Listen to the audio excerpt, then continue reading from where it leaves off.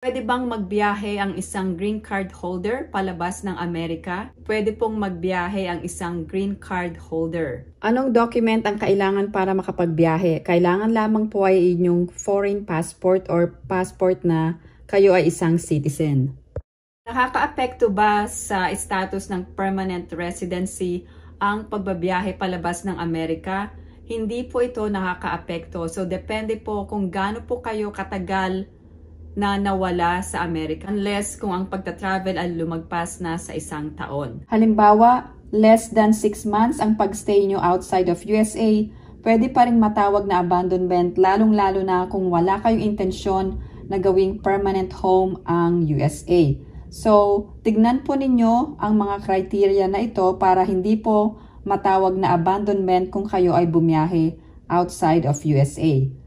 So, ang general rule po ay kung kayo ay nawala sa USA at kayo ay bumiyahe at nagstay ng more than 1 year, pwede pong matawag na abandonment. So may mga criteria po ito.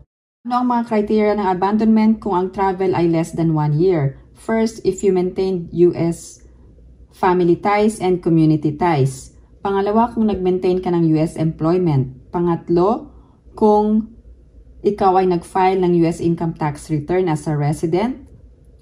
Pang-apat, kung nag-establish ka ba ng intensyon na bumalik sa Amerika as your permanent home.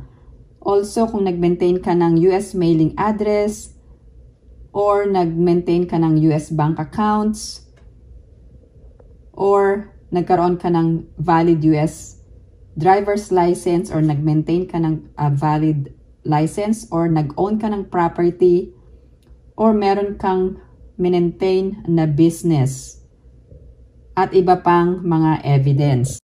So, depende po sa inyong situation at gaano katagal kayo nag-travel palabas ng Amerika. Tanong ay, kailan kayo babalik? Lagi po ninyong tatandaan na huwag nyo pong i-abandon ang USA or Amerika as your permanent place or permanent residence. Ganito po ang mangyayari. Kung kayo ay lumabas ng USA, at kayo ay tumagal ng halimbawa mga 1 taon, meron pong tinatawag na abandonment or pag-abandona sa inyong permanent residency sa Amerika. Ingat po kung kayo ay babiyahe palabas ng Amerika dahil titignan po ang inyong intention sa pagbabiyahe.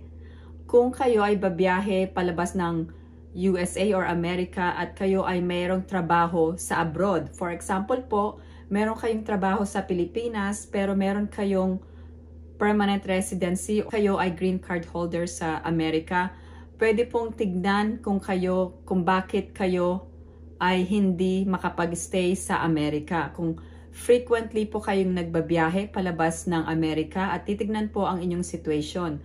Kailangan po, wag nyo pong i-abandon ang inyong permanent residency. Ano-ano po ba ang mga factors para makita ang inyong intensyon na kayo ay hindi nag-abandon ng inyong permanent residency sa Amerika? Unang-una, titignan ang inyong family or social ties. So, titignan kung meron po kayong pamilya sa Amerika, asawa, mga anak, or kung meron kayong trabaho or kung kayo ay nag-aaral.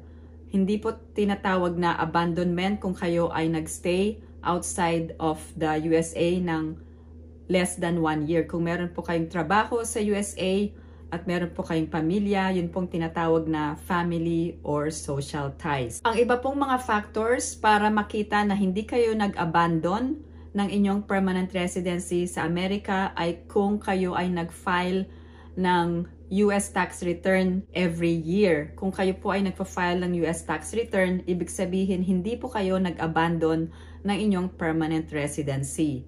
At kung kayo po ay merong intensyon na bumalik sa Amerika para manirahan dito or magstay dito permanently, hindi po tinatawag na abandonment kung kayo po ay nag-travel frequently palabas ng Amerika. Ngayon, halimbawa, mag-i-stay palabas ng Amerika ng mahigit sa 1 taon. Kailangan po meron po kayong re-entry permit. Ito pong re-entry permit ay bibigyan kayo ng privilege na makabalik ng Amerika kahit na kayo ay nag-stay outside ng USA for more than 1 year. So, ibig sabihin, kailangan makakuha muna kayo ng re-entry permit. Meron pong form ang re-entry permit at dapat meron po kayo nito bago po kayo bumiyahe. Ang Form I-131 ay ang Application for Travel Document. So, i-check nyo lang po ito sa USCIS website.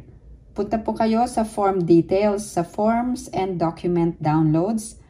At ang form ay fillable po ito. Ibig sabihin, pwede nyo pong i-fill out ito online. Pwede rin po ninyong i-print muna at fill upan po. Pero mas madali na i-fill out nyo po ito online.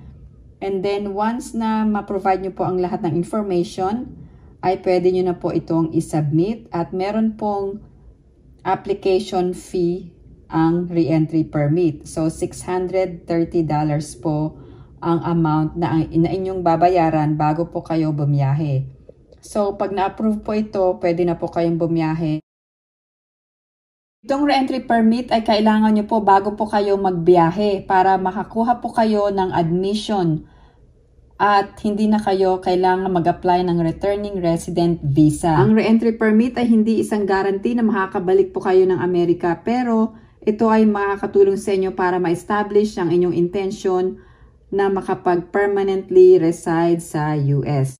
So marami pong Pilipino ang nagtatanong, so ano po ang paraan para makabalik ng Amerika kung kayo ay nagstay ng more than 1 year at hindi kayo nakakuha ng re-entry permit. Kung kayo ay green card holder at plano nyo pong mag-apply ng US naturalization or maging US citizen, tandaan nyo po na kung kayo ay bumiyahe palabas ng USA, yung period na kayo ay nakabiyahe ay hindi po tinatawag na continuous residence sa Amerika. So, kailangan po tuloy-tuloy ang inyong residence sa Amerika para kayo ay makonsider na eligible sa pag-apply ng US citizenship or US naturalization. Ano-anong mga dokumento ang kailangan para kayo ay makabalik sa Amerika? Unang-una, kailangan ang inyong foreign passport. Pangalawa, ang inyong US green card. At pangatlo, ang inyong US driver's license. Paano kung ang inyong green card or permanent residency card ay nawala or ninakaw habang kayo ay nasa abroad? Hindi po kayo mape-penalize kung kayo po ay nawala ng green card. Pwede po kayong sumakay ng eroplano pabalik ng Amerika kahit na nawala ang inyong green card. So, meron pong mga requirements. Salamat po sa pagsubaybay sa aking YouTube channel at kung meron po kayong mga katanungan, i-post lang po ang inyong mga comments. Salamat po at thank you for liking and subscribing to my channel. I hope everyone is staying safe and have a great day.